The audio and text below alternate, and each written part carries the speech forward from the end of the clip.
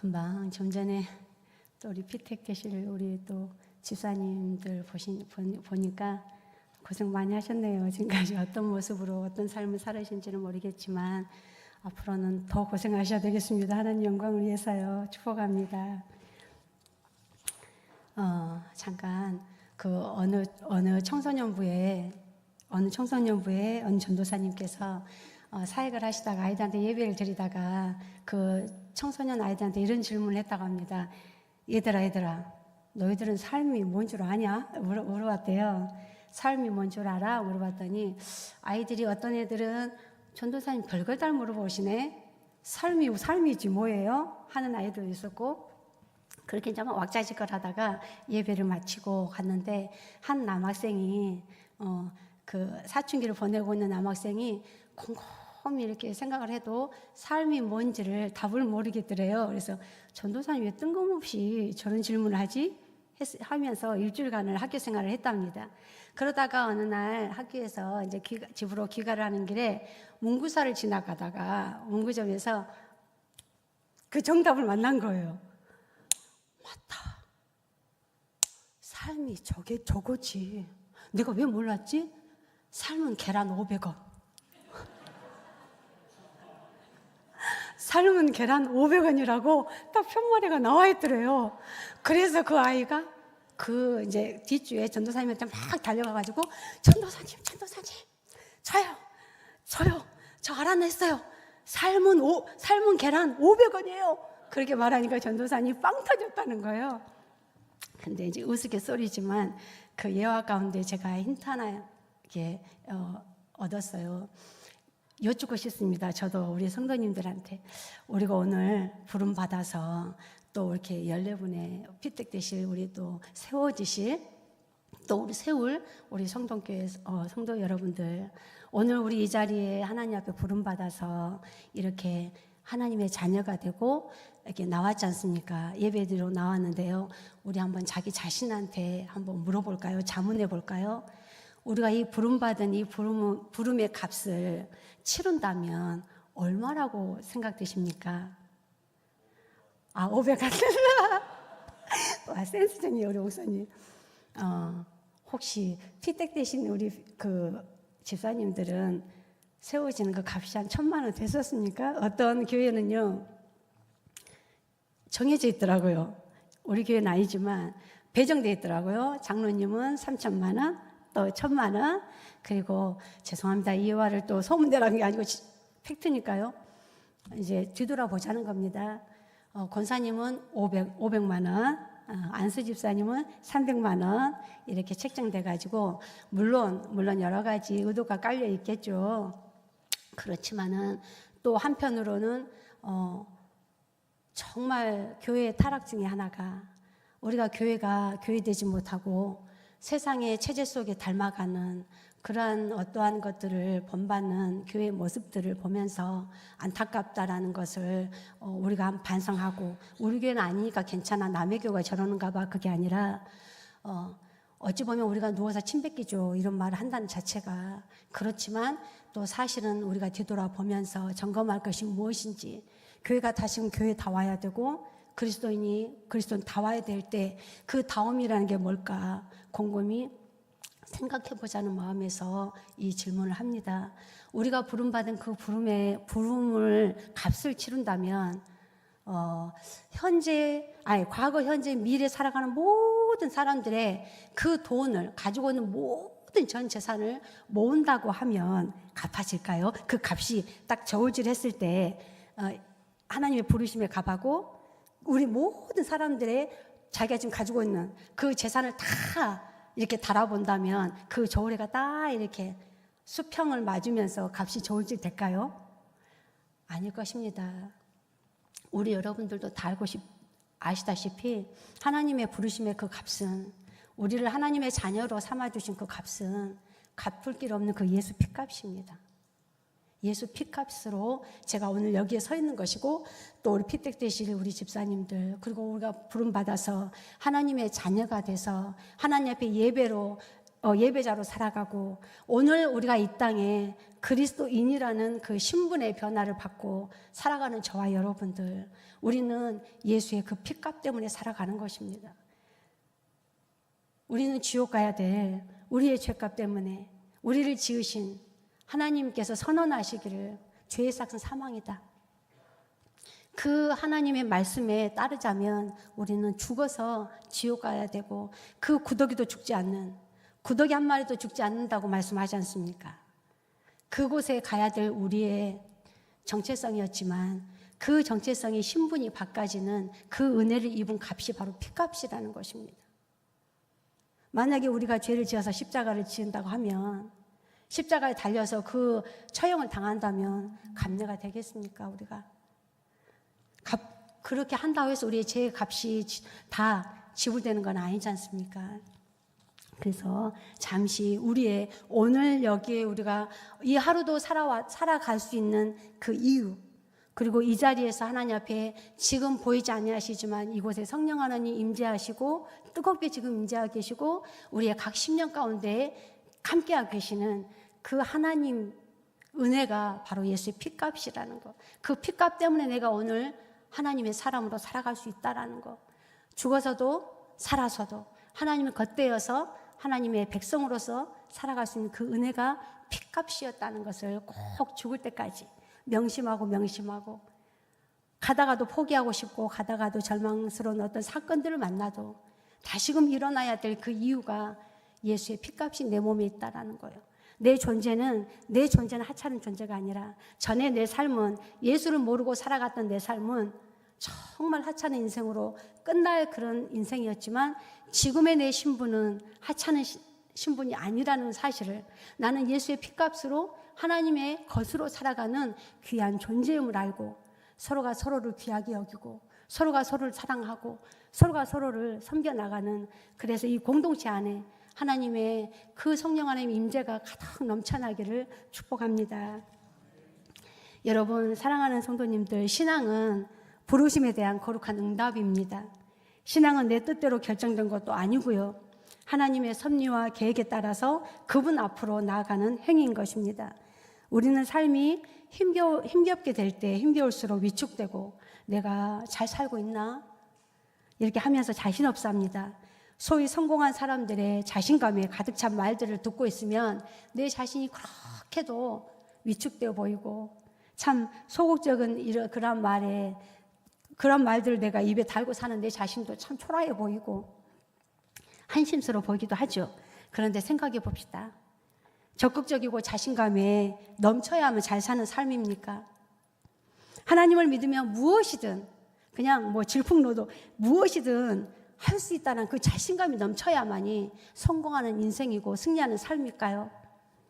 오늘 예레미야 소명 장면이 1장이 예레미야 소명장이라고 그러거든요. 근데 1절부터 마지막 그 끝절까지 읽었어야 되지만 4절부터 8절 말씀까지만 우리가 다루면서 부르심 앞에 하나님의 그 부르심이 어떤 부르심이고 그 부르심의 은혜가 어떤 은혜이며 그 은혜에 우리는 어떤 반응을 하며 살아가야 될까라는 것을 한 번 더 생각해 보고자 이 본문을 선택을 했습니다.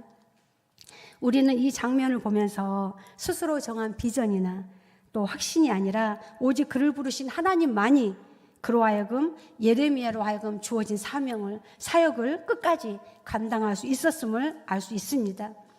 1장은 예레미야를 부르신 하나님, 그리고 예레미야가 전할 말씀, 즉 사명, 여기 두 갈래로 큰 맥락으로 이렇게 나눠져 있거든요.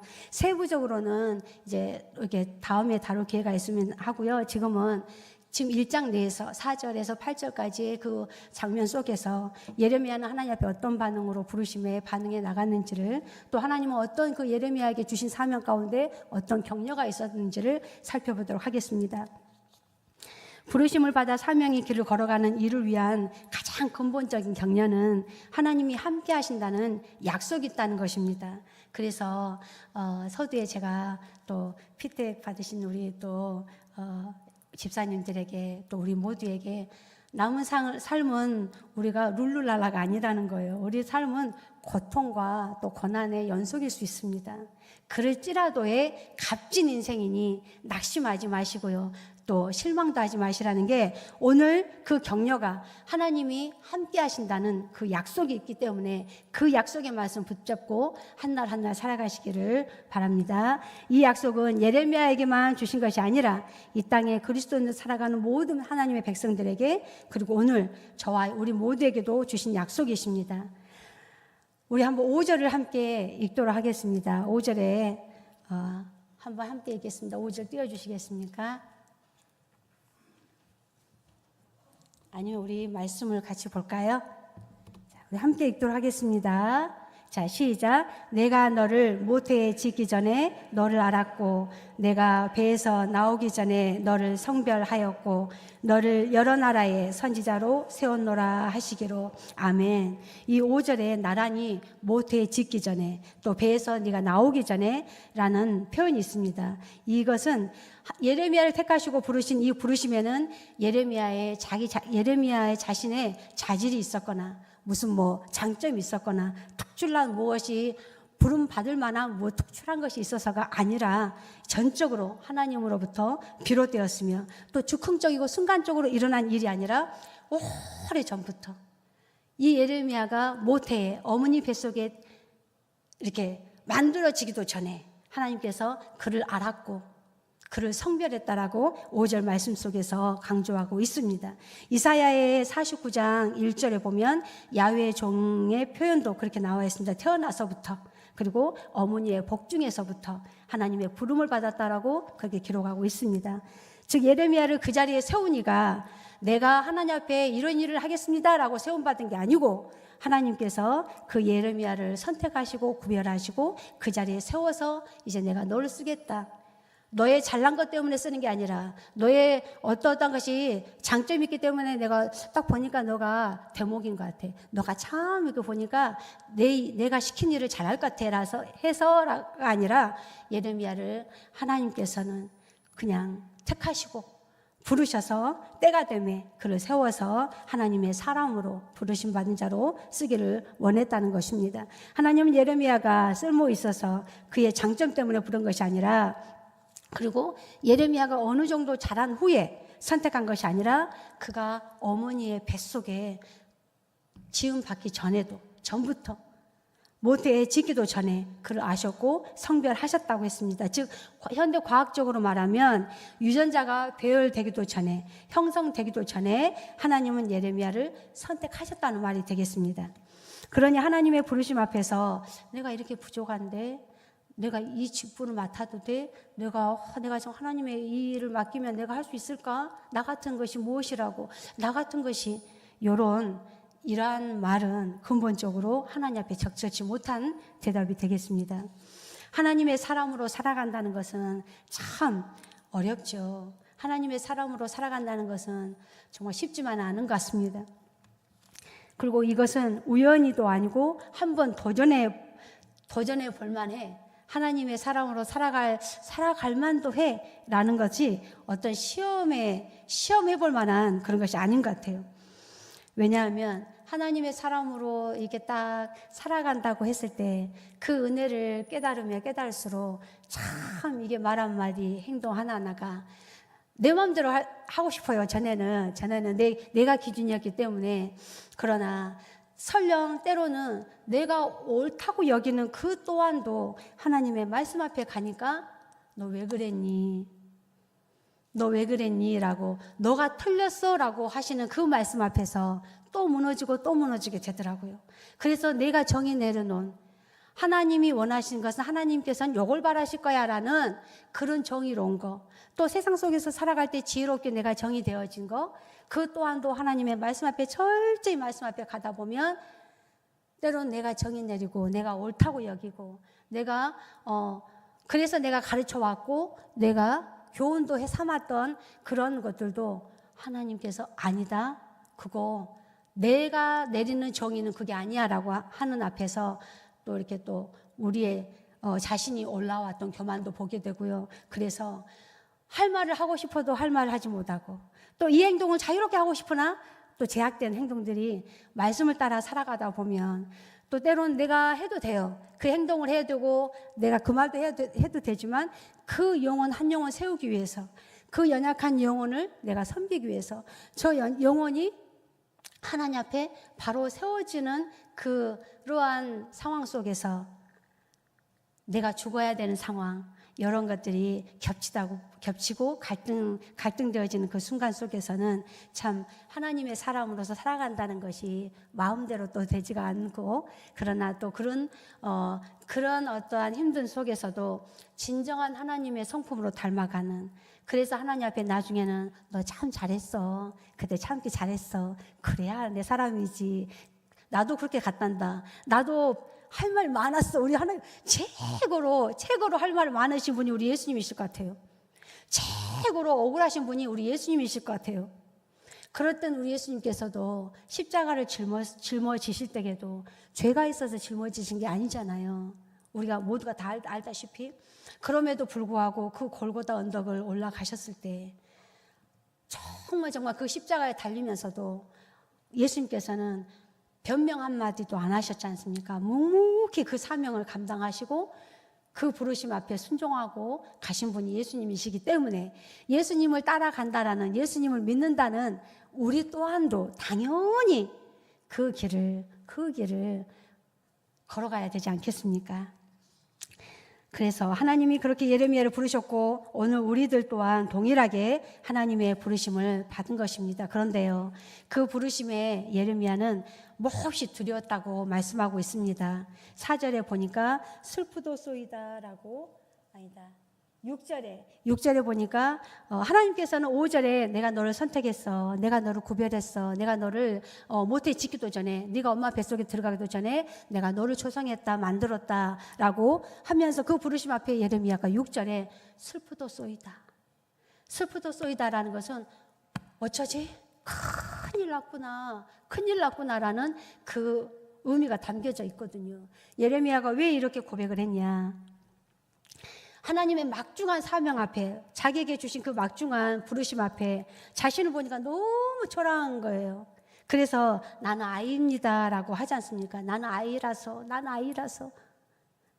무슨 말을 해야 할지도 모르는 그 무지한 존재, 하나님 앞에서 자기 자신이 너무너무 무지한 존재라고 또 이렇게 보게 되니까 너무 무서운 거예요. 너무 두려운 거예요. 그래서 슬프도소이다라고 고백하게 되죠. 하나님의 사명을 받고 그분의 손과 발이 되어 행하려고 우리도 할 때에 우리는 절망하곤 합니다. 왜요? 우리가 얼마나 연약하고 내 자신이 얼마나 못된 사람인지, 그리고 모자란 사람인지, 어쩌면 그렇게도 내 모습은 잘 바뀌어지지도 않는지, 왜 이 성질은 그렇게도 예수를 믿어도 잘 안 바뀌는지, 내 생각이 왜 이렇게도 안 바뀌는지, 나 정말 이 생활 살아가는 패턴을 좀 바꾸고 싶은데 이걸 정말 좀 원이 된다면 다시금 막 어디 들어가서 어머니의 그 태 속에 다시 들어가서 다시금 좀 나오면 좋겠는데, 할 수만 있다면 내가 새롭게 그냥 태어나서 다 갈아엎어버리고 새롭게 그냥 하나님에 대해서 배우고 새로운 마음으로 내가 하나님을 섬기고 싶은데 왜 이렇게 또 잘 안 바뀌는지, 그런 나의 모습을 보면 내 안의 죄성과 쓴뿌리는 왜 이리 강한지, 그래서 절망하고 가슴을 치면서 하나님 앞에 나올 때는 내 죄가 보이는데 또 세상에 살다 보면 룰루라 내 마음대로 살아가는 내 모습 앞에 정말 우리가 또 무너지는 경우도 많이 있지 않습니까? 예레미야를 부르신 것은 하나님의 전적인 선택에 따른 것이었습니다. 전처럼 자신감을 얻기 힘들었을 예레미야, 그러나 바로 그런 이유 때문에, 그런 이유로 예레미야 삶과 사역은 하나님을 드러내고 영화롭게 하셨습니다. 질그릇에 담겨진 그 보화처럼 부족하다고 고백하는 일을 통해서 하나님의 역사가 이루어졌습니다. 두려움이 가득했던 예레미야가 고난에 찬 삶을 감당하게 된 것이죠. 그리고 또 우리가 7절 8절을 보면 또 하나님께서는 하지 말라라는 두 가지 그렇게 말씀을 하고 있습니다. 7절 8절에 보시면 두려워하지 말라라고 되어 있고요. 또 아이라 말하지 말라 이렇게 말씀하고 있습니다. 아이라 말하지 말라라는 것은 또, 그리고 8절에 보면 두려워하지 말라, 7, 8절에 이렇게 두 가지 하나님께서 하지 말라고 되어 있는데요. 사랑하는 성도님들, 그래서 하나님께서는 예레미야에게 그렇습니다. 누구에게 가서 무엇을 전하든 두려워하지 말고 하나님을 경외하고 계시고, 어디에 가서 무엇을 말하든지 간에 너는 분명하게 너가 아이라 말하지 말고 전해라. 왜? 내가 너와 함께한다. 그리고 내가 너를 구원할 것이다 라는 약속의 말씀을 하셨습니다. 그런데요, 예레미야 삶을 보면 52장까지 쭉 읽다 보면 예레미야는 부름을 받아도 조금 좀 남다른 또 부름을 받은 것 같아요. 왜냐하면 그 인생이 결혼도 하지 마라, 아이도 갖지 마라, 아내도 두지 마라. 그런데 또 예레미야 그 삶이 나중에는 포로로 끌려가거든요. 하나님 앞에 하나님의 사람으로 이렇게 딱 부름을 받았는데, 그런 부름 받았으면 복을 받고 좀 잘 돼야 되는데, 풀어져야 되는데, 그리고 하나님께서 그렇게 좀 특별하게 이렇게 부르셨으면, 그 사명을 주셨으면 능력도 나타나고, 뭐 병든 자도 좀 이렇게 또 손 얹으면은 그 치유가 일어나고, 또 때로는 금 나와라 뚝딱 하면 금이 나올 정도는 아니지만 그래도 뭔가 능력을 있어야 되는데, 결혼도 하지 말고 자녀도 낳지 말고 아내도 두지 말고 이상한 또 행동을 하라고 하고, 그러니 구덩이에 빠지기도 하고, 그런 가운데서 또 건짐도 받고, 이런 생을 하다가 죽었거든요. 그럼에도 불구하고 예레미야의 그 부르심 앞에 예레미야는 어떤 반응을 하냐? 하나님의 그 뜻은 다 헤아릴 수 없고 하나님의 계획을 다 헤아릴 수 없어도 자신을 부르신 그 하나님 앞에 하나님의 하나님 되심을, 하나님의 말씀이 말씀되기를 바라는 그 순종의 자세로 나아갔다는 것입니다. 사랑하는 성도님들, 보내시는 곳 어디서나, 그리고 살아가는 모든 상황 속에서 살아계신 하나님께서 나와 함께 하심을 믿고 살아가시기를 소망합니다. 말씀 앞에 철저히 내 자신이 부서지고 깨지고 비참함을 깨닫지 않으면 우리가 안 됩니다. 세상 그 어떤 것으로가 아니라 나를 창조하시고 만세 전부터 나를 아시고 택하신 그 하나님의 말씀의 빛 앞으로 나아가시기를 바랍니다. 그래서 말씀 앞에서, 다른 것 앞에서가 아니라 말씀 앞에서 지금 나의 생각과 행동이, 내 삶이 잘 살아가고 있는지를 점검하셔야 합니다. 세상이 참 혼란스러운 것 같아요. 어느 것이 진리인지 뚜렷이 분별할 수도 없는, 그래서 네 소리를 내, 너의 목소리를 내, 너 의사를 표현해, 당당하게. 이제는 그런 소리들이 여기서나 저기서나 다 그렇게 교육도 시키고, 그래서 어릴 때부터 너 표현을 적극적으로 해. 이게 이제 나쁜 뜻으로가 아니라 이제 좋은 쪽으로 이렇게 표현도 하고 하는, 존중해서 나오는 말도 하겠지만, 그러나 또 한편으로는 너무나 여기저기서 너 소리를 내. 네 의사를 밝혀. 괜찮아. 당당하게 말해. 자신감 있게 말해. 너 의견도 옳아. 너 말도 맞아. 내 말도 맞고 너 말도 맞아. 이러다 보니까, 참 이 시대가 그런 진리가 진리지 못하는, 그래도 정말 진리는 진리답게 가야 될 이러한 세대가 변하다 보니까 지금은 모든 것들이 다 진리다고 외치는 것 같아요. 모든 것들이, 모든 상황 속에서 너도 옳고 나도 옳고. 그러니 분명히 죄가 죄라고 선포를 해야 되고 말해야 되는데, 너 잘못됐다, 그건 죄다라고 해야 됨에도 불구하고 교회 내에서도 괜찮아요, 그럴 수 있죠 라는 표현들을 너무 우리가 많이 하고 산 것 같아요. 그래서 하나님의 말씀에는, 성경에는 분명히 그게 잘못됐다라고 죄라고 말씀함에도 불구하고 우리는 그냥 그걸 허물을 덮어준다라는, 사랑이라는 그 명목하에 사랑을 무조건 모든 것을 다 물론 용서도 하고 덮어주기도 해야 되지만, 그러나 사랑의 하나님이시지만 죄를 밝혀내시기도 하시거든요. 왜요? 그 영혼을 사랑하기 때문에 죄를 밝혔거든요. 사랑하기 때문에 채찍질을 하셨거든요. 죄가 죄라고 가르쳐주지 않으면 그 사람이 죄가 죄인 줄을 모르더라고요. 그래서 하나님 앞에서 성별이라는 게, 거룩이라는 게 죄를 멀리해야 되지 않습니까? 죄를 멀리해야 되는데 그 공의가 없어지는 사랑이 무조건 덮어준다 하니까 그게 아니거든요. 사랑에는 공의가 함께 가는 사랑이거든요. 그래서 이 시대가 그 어느 시대보다도 참 진리가 진리답지 못하게 가는, 그래서 어떤 것이 진리인지 분별하기도 힘드는 그런 세대인 것 같습니다. 어디를 향해 나아가고 계십니까? 그리고 무엇을 위해 우리는 살아가고 있습니까? 오늘 예레미야의 부르심의 내용에서 하나님이 예레미야와 함께 하셔서 구원하실 것이라는 약속이 2번이나 주어졌는데요. 우리는 그 구원이 어떤 구원인지 한번 뒤돌아봤으면 좋겠습니다. 하나님은, 우리는 이렇게 말하죠. 그 구원을 받았다, 하나님 앞에 부름을 받았다, 하나님 백성이 됐다, 이렇게. 그런데 우리가 말하면 하나님 믿으면 복 받아, 예수 믿으면 복 받아, 예수 믿으면 잘 풀려, 예수 믿으면 정말 잘 풀리게 돼 있어, 한번 믿어봐, 이런 또 말도 많이 하셨거든요. 그게 틀린 말은 아니지만요, 맞는 말도 아닙니다. 하나님을 믿다 보면 우리가 고난이 없어지든가요, 하나님을 믿었는데 우리가 좋은 일만 생기든가요, 오히려 예수를 믿었지만 세상 속에서 여전히 고난 속에서 가는 사람도 많고요. 물론 풀어지는 가정도 있지요.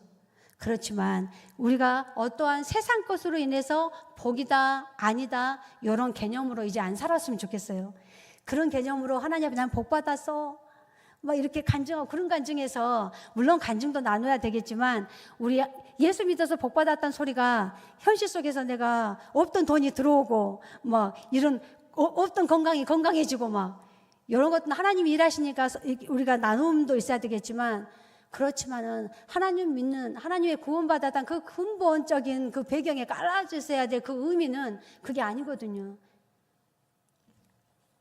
오히려 하나님께서 구원을 해줄 거라는, 하나님 내가 너와 함께한다, 내가 너를 건질 거다, 내가 너를 구원해 주리라 하는 약속에는 네가 고난 속에서 갈지라도, 너의 삶이 여전할지라도, 여전히 어려운 상황 속이라 할지라도 함께 하시고 구원해 주시겠다라는 그 말씀의 의미는 뭐냐면 감당할 수 있는 믿음을 주겠다라는 겁니다. 내가 너와 함께 하겠다라는 거는 그 고난이 없애주겠다, 고난 없는 삶을, 행복한 삶을 내가 마련해 줄 게가 아니라 그 고난 속에서 인생의 그 터널, 고난의 터널 속에 정말 막막한 그 인생의 터널을 갈지라도 나 너를 혼자 보내지 않아.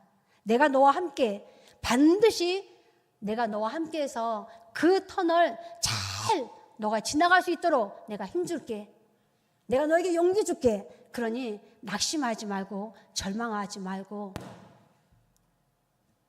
그렇게 앉아있지 마. 일어나자. 일어나 나와 함께 가자. 일어나 나와 함께 가자.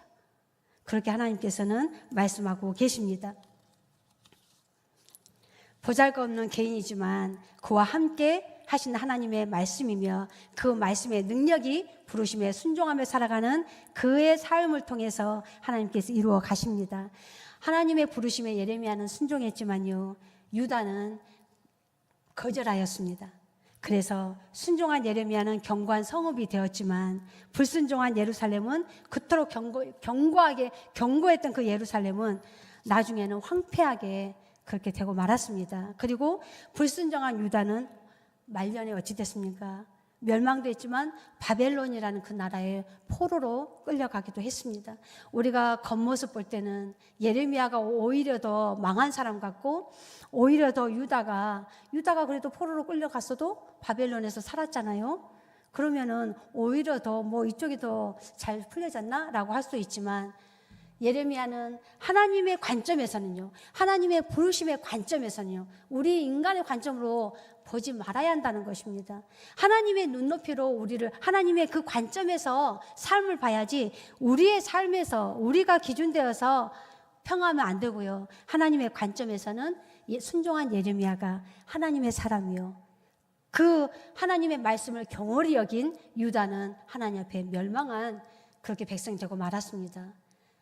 가까이는 창세기에 보면 야곱과 유다 사이에 하나님의 그 장자권, 복을 주겠다고 한 그 장자권을 소홀히 여긴 에서는 하나님 앞에 버림당하고, 야곱은 그 장자권을 갖다가 취한 야곱은, 그 경로야 어찌됐든 간에 그 장자권을 경홀히 여기지 않은, 귀하게 여겼던 야곱은 정말 하나님의 복받은 민족으로, 그렇게 후손도 한 조상으로 세움을 당하게 되지 않습니까?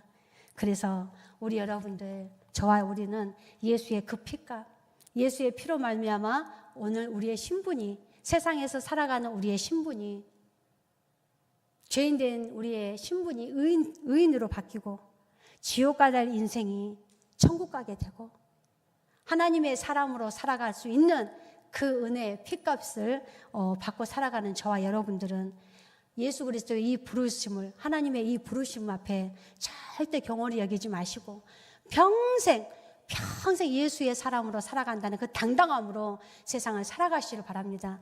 세상 사람들의 그 공동체 속에 살아갈 때 세상 것으로 절대 여러분들 쫄지 마시기 바랍니다. 자신감 없이 살아가지 마시기 바랍니다. 하나님의 사람은 하나님의 기준으로 살아야지, 하나님의 사람이 세상 속에 살아갈 때 내 돈이 있고 없고로 쫄아버리고, 저 사람은 잘난데 난 잘난 것이 없어서 쫄고, 저 집안은 뭐든지 하면 잘 풀리는데 난 우리 집안은 우리 자녀들은 왜 이리 안 풀리고 막히는지 그걸로 쫄지 마시고, 세상에서 없으면 없는 대로 당당하게 사십시오. 당당하는 그 기준이 여러분들은 어떤 기준으로 사십니까? 교만하라는 게 아니라 겸손하게 주어진 삶 속에서 우리가 그 부르심 앞에, 성도라는 그 부르심 앞에 이제 오늘 예배를 마치고 우리가 또 한 주간을 살아갈 때 각양각색의 삶을 살아가지만, 삶의 자리들은 다르지만 그 삶 속에서 여러분들 우리가 살아갈 때 예수의 사람으로 살아가시길 바랍니다. 예수님이 나와 함께 하시니 병들었다고 쫄지 마시고요. 언젠가 인생들은 다 죽지 않습니까? 건강해서 죽은 사람도 있지만 가장 많은 사람들이 사고로, 병으로 죽는 것입니다. 한 번 죽는 것은 정해졌다고 하나님이 히브리서 9장 27절에 말씀하지 않습니까? 죽음을 누가 피할 수 있습니까? 지금 우리가 좀 건강해서, 남보다 조금 더 건강해서 건강한 모습으로 예배 드릴 수 있음에 감사하죠. 우리도 언제든지 병상에 누울 수 있습니다. 저도 몰랐다니까요, 병상에 누울 줄요. 근데요, 병상에 누울 일이 많더라고요. 근데 그때 그때 정말 병상에 있다 보니까요, 성경책 한 절 읽을 수가 없고요. 마음은 정말 간절해서 예배 한번 드리고 싶은데 너무 아프니까 병상에서는 이 주사 저 주사 맞다 보니까 기력이 떨어지니까 내 마음대로 안 되더라고요. 예배가 그리 간절하게 되더라고요. 건강하니까 여러 번 나와서 예배 드리니까 그걸 잘 모르겠죠. 건강한 사람들은. 아파 보면요, 잃어버리면, 내가 가지고 있던 것을 잃어보면은요, 가지고 있었던 것이 얼마나 귀하고 얼마나 감사한지 모릅니다. 시간이 내 시간이 아니에요. 내가 만든 시간이 아니지 않습니까? 내가 만드는 시간이라면 천년만년을 만들어 보고 싶어요. 내가 만들 수만 있다면 만들어서 누구 좀 주고 싶어요. 지금 죽음 직전에 있는 그분들한테도 시간 좀 나눠줬으면 좋겠어요. 제가 만들 수만 있다면. 지금 어느 분이요, 곧 오늘 내일 하시는 분이, 제가 알고 계시는 분이 예배당에 가서 예배 한번 드려보는 게 소원이다. 그래서 말씀을 마치겠습니다. 참 그분들 앞에 가면 그분들은 오늘 이 시간을 굉장히 사모합니다. 그리고 어떤 분은 예수를 그렇게 믿고 싶어도 믿지 못한다 하더라고요. 믿고 싶은데 잘 안 된다 하더라고요. 여러분들, 내가 예수를 믿고 싶어서 믿은 게 아닙니다. 오늘 예레미야를 말씀을 마치겠습니다. 예레미야를 부르신 것은 예레미야의 자질이 있어서도 아니고, 오늘 우리를 목사로, 장로로, 권사로, 집사로, 성도로 여러 가지 이렇게 부르셔서 그 옷들을 입히신 것이지, 목사가, 전도사가 잘나서 하나님이 특별한 사명 주셨구나, 저런 옷을 입혔구나, 장로, 저 정도 되면은 장로님으로 되셔야, 저 정도 되면은 그래 권사님이 되셔야지, 이게 아니라는 겁니다. 목사로, 장로로, 권사로, 안수 집사님으로, 또 일반 성도님으로 부르시는 거는 그냥 옷을 입혀서 그 부르심에 맞게 하나님 앞에 열심히 충성하고 헌신하고 겸손히 가셔야 되는 거고요. 우리 모두가 동일하게 받은 것은, 부르심을 받았다는 것은 동일한 겁니다. 옷은 여러 가지 모양의 옷을 입을 수 있죠. 그런데요, 동일한 옷은 성도라는 옷입니다. 하나님이 목사로 보실 것 같습니까? 나중에는요, 성도의 옷을 입혀주신다는 거예요. 성도의 옷, 거룩한 옷. 그래서 그 거룩한 옷을 평상시에 우리가 이제는 내가 세상에서 무슨 사장으로 돈 있는 부자로 살아가는 게 아니고 세상에서 살아갈 때 그리스도인답게 그렇게 잘 말 한마디 행동 하나하나 나의 부르심이 나를 부르신 하나님 은혜가 예수의 피값인 줄 알고 그래서 겸손하게 그렇게 시간이 많지 않습니다. 시간이 많이 없어요. 강건해야 70이요 80이 다 했습니다. 우리가 물론 정해진 것은 70이요 80 아니 이렇게 보통 70이요 80이지만 우리가 70까지 80까지 살 줄 누가 알겠습니까? 50에 갈 수도 있고 60에 갈 수도 있고 그러니까 두려워하지 마시고 오늘 주어진 이 삶의 부르심 앞에 늘 예배 자리 한 번 더 갈 수 있는 것에 감사해서 예배 나오시고 내가 봉사할 수 있을 때 한 번 더 건강 주셨을 때 이렇게 봉사하고 또 피택 이렇게 받으신 분들은 더욱더 또 우리 모두가 잘 섬겨주시고 또 섬기고 이런 공동체로서 아름답게 형성되고 그렇게 살아가다가 하나님 앞에 섰을 때 정말 잘했다. 너 정말 내가 널 택하기 잘했어. 이렇게 우리 하나님 앞에 칭찬받는 우리 모두가 되기를 축복합니다. 기도드리시겠습니다. 참 고맙고 감사하신 아버지 하나님, 오늘 이 자리에 우리가 부름받아서 예배 드릴 수 있는 예배자로 나감이 우리 예수 그리스도의 피값으로 말미암아 그러한 은혜가 있기 때문임을 고백합니다. 너무너무 고맙습니다. 우리를 예수 믿게 해주셔서 너무나 감사하고 참으로 하나님의 사람으로 살아갈 수 있음에 감사하고 평생 예수 것으로 우리 하나님께서 우리 하나님의 오른손으로 붙잡으시고 참으로 내가 너를 도우리라 참으로 내가 너와 함께하리라는 그 약속된 사람으로 살아갈 수 있음에 감사를 드립니다. 하나님, 그러니 우리가 평생에 하나님만을 위해서 부르심에 합당하게 그 반응을 잘하고 살아가는 우리 인생이 될 수 있도록 복 내려 주옵소서. 감사하며 예수 그리스도 이름으로 기도드립니다. 아멘.